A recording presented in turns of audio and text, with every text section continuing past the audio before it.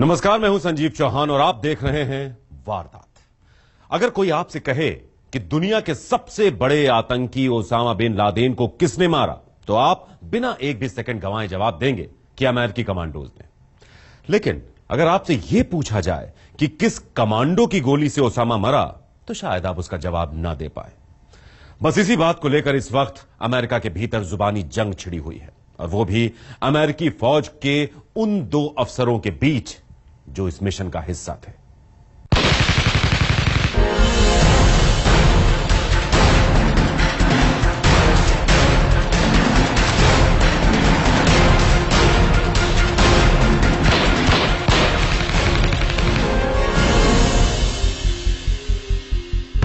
Osama की मौत आखिर किसकी गोली से हुई? किसने मारी थी ओसामा बिन लादेन को पहली गोली? क्या पूर्व सील रॉबर्ट ओनील का दावा झूठा है? ऑपरेशन नेपच्यून स्फीयर का असली सच। ऑपरेशन नेपच्यून स्फीयर यानी वो मिशन जिसका मकसद अमेरिका के जाने दुश्मन और आतंक का दूसरा नाम बन चुके ओसामा बिन लादेन का खात्मा करना था। ये तस्वीरें उसी ऑपरेशन की यानी 2 मई 2011 की। बेशक ये तस्वीरें 3.5 साल पुरानी, लेकिन एक बार फिर इन्हीं तस्वीरों को लेकर दुनिया भर की आंखों के सामने अंधेरा छाने लगा। अंधेरा इस बात को लेकर कि आखिर उस रात किस अमेरिकी कमांडो की बंदूक से निकली गोली ने ओसामा बिन लादेन का खात्मा किया था। क्योंकि इस ऑपरेशन में गोलियां तो बहुत चली।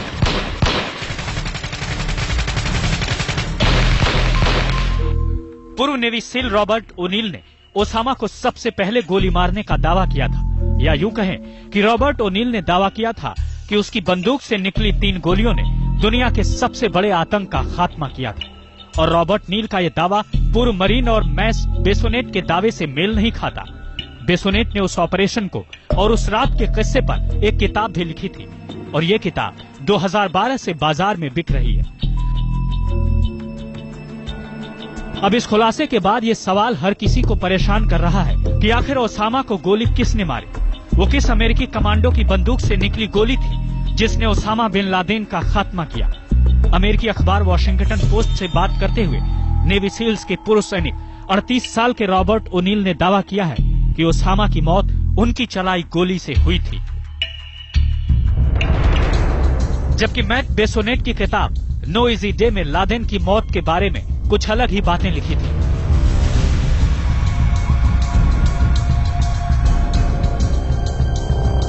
अलकायदा का सरगना लादेन 2011 में पाकिस्तान के एबटाबाद के एक बड़े से मकान में अमेरिकी फौज की विशेष टुकड़ी नेवी सील्स के एक ऑपरेशन में मारा गया था।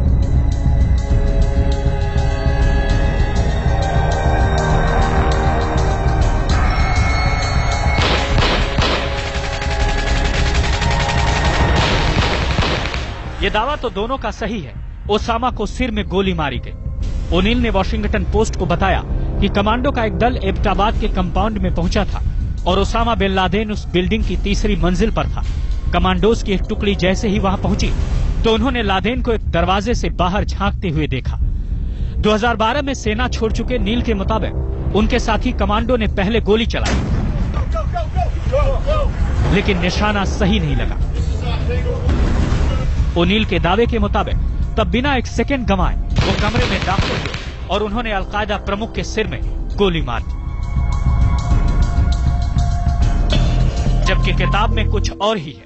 नो इजी डे में मैट ने दावा किया है कि ओसामा बिन लादेन को सबसे आगे वाले कमांडो ने गोली मारी थी। हालांकि बेसोनेट ने एक चैनल को दिए इंटरव्यू में ओनील के दावे पर सीधे तौर पर कुछ भी नहीं कहा। उन्होंने केवल इतना कहा, 2 अलग अलग लोग 2 अलग अलग कारणों से कहानी सुना रहे हैं। वो जो भी कह रहे हैं मैं उसके बारे में कुछ नहीं कहूंगा। इन 2 दावों की वजह से बड़ी अजीबोगरीब हालात पैदा हो रहे हैं। हर कोई यही तय नहीं कर पा रहा कि आखिर दोनों में किसे सच माना जाए। हालांकि इस बीच अमेरिका के प्रशासन ने चुप्पी साध रखी है और इस चुप्पी में कई रहस्य भी।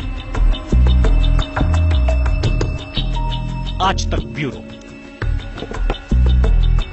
2 मई 2011 को दुनिया के most wanted terrorist Osama bin Laden का खात्मा हुआ था, और इसके साथ ही 10 साल बाद अमेरिका ने 9/11 का बदला लिया था।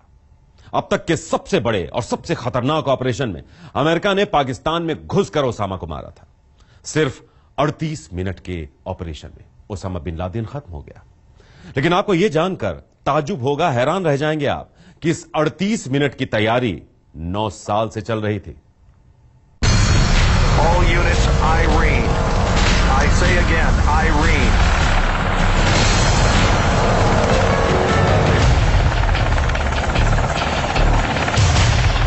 पाकिस्तान से लगती अफगानिस्तान की सीमा से 4 अमेरिकी हेलीकॉप्टर बेहद खामोशी से उड़ान भर गए। चारों हेलीकॉप्टर में अमेरिकी नेवी सील्स के 40 स्पेशल कमांडोज तमाम आधुनिक हथियारों से लैस हैं। चारों की मंजिल एक ही, पाकिस्तान का शहर एबटाबाद।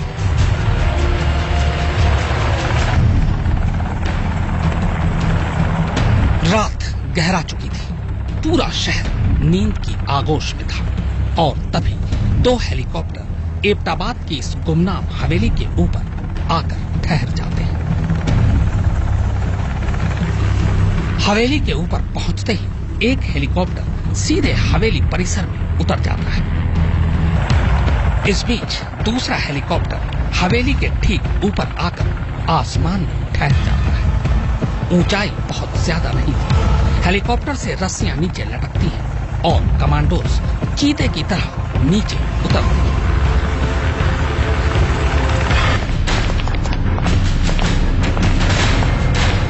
कमांडो सबसे पहले ग्राउंड फ्लोर में घुसते हैं, पर पूरा फ्लोर छान मारने के बाद भी उन्हें कोई नहीं मिलता। इसी बीच सील कमांडो की दूसरी टीम पहली मंजिल पर ही दूसरे कमरे में धावा बोल चुकी है। इस कमरे में ओसामा का दूसरा कुरियर सो रहा था। कमांडो के कमरे में घुसते ही उसकी नींद तो खुल गई, लेकिन उसके हाथ पास रखे AK-47 तक पहुंचते उससे पहले ही सील कमांडो उसे मौत के घाट उतारते थे। चौकन्ने सील्स कमांडोज जैसे ही दूसरी मंजिल पर पहुंचते हैं, एक नौजवान तेजी से उनकी तरफ झपटता है। ये कोई और नहीं, ओसामा का 22 साल का बेटा खालिद है। उसके पास कोई हथियार नहीं था, पर जिस तरह से वो झपटा था, कमांडो तब तक उसे गोली मार चुके थे। ओसामा का बेटा सील्स कमांडो के हाथों मारा जाता है। इसके बाद सील्स कमांडोज दूसरी मंजिल के तमाम कमरों को खंगाल डालते हैं और कमरों में दुबके ओसामा के सभी रिश्तेदारों को बंधक बना लेते हैं।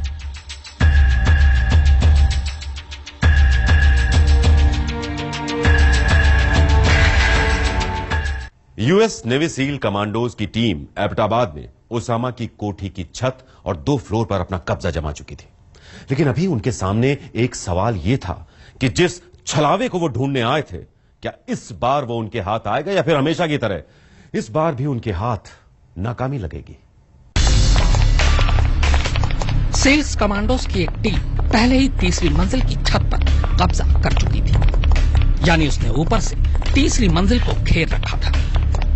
अब दूसरी टीम दबे पांव सीढ़ी के रास्ते तीसरी मंजिल की तरफ बढ़ती है।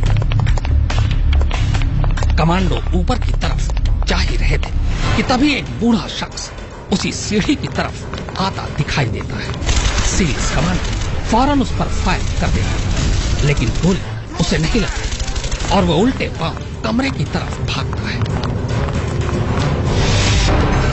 इसके बाद जैसे ही वो दूसरे कमरे में घुसते हैं, तभी अचानक पर्दे में एक औरत उनके सामने दीवार बनकर खड़ी हो जाती है। जोखिम लेना खतरनाक था, लिहाजा सील्स कमांडो औरत के पैर में गोली मार देते हैं। गोली लगते ही वो नीचे गिर पड़ती है और उसके नीचे गिरते ही ठीक उसके पीछे खड़ा वो शख्स पहली बार नजर आता है, जिसे अमेरिका पिछले 10 सालों से ढूंढ रहा है।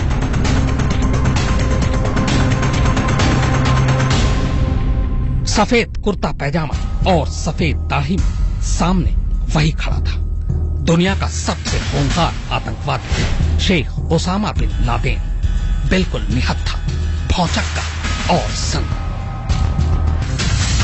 ओसामा बेशक कमांडोज के निशाने पर और कब्जे में था, मगर खतरा टला नहीं था। कुर्ता पैजामा पहने ओसामा ऊपर से भले ही निहत्था दिख रहा था, पर क्या पता उसने कपड़े के नीचे बम छुपा रखा हो। हर लम्हा खतरनाक था, कुछ भी हो सकता था। ओसामा की हरकतों से कतई ऐसा नहीं लग रहा था कि वो चुपचाप सरेंडर करेगा। लिहाजा बिना वक्त गंवाए एक कमांडो ओसामा को निशाने पर लेकर चीख पड़ा, don't move, don't move.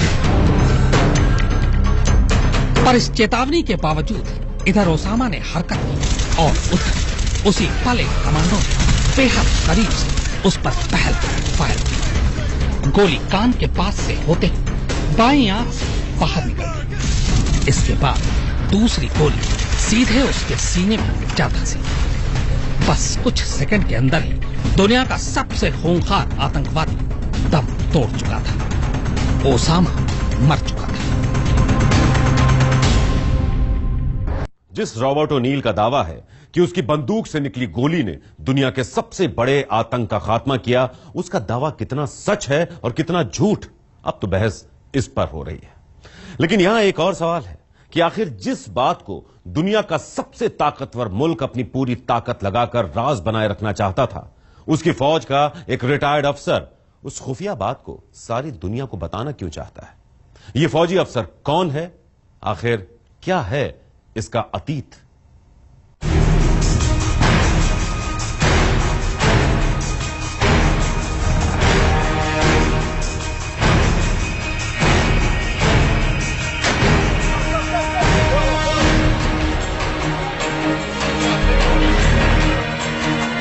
Robert O'Neill, यही वो नाम है जिसने इस वक्त पूरी दुनिया में तहलका मचा रखा है और इस नाम की वजह से ही अमेरिकी सरकार बेचैनी के आलम में है। सभी इसी बात को लेकर परेशान हैं कि रॉबर्ट ओनील जब दुनिया से रूबरू होंगे तो आखिर वो कौन सा सच सामने रख देंगे। क्या वो एबटाबाद की उस रात का पूरा सच दुनिया को बता देंगे, जिस रात अमेरिकी मरीन ने दुनिया का सबसे बड़ा और कामयाब ऑपरेशन पूरा किया था?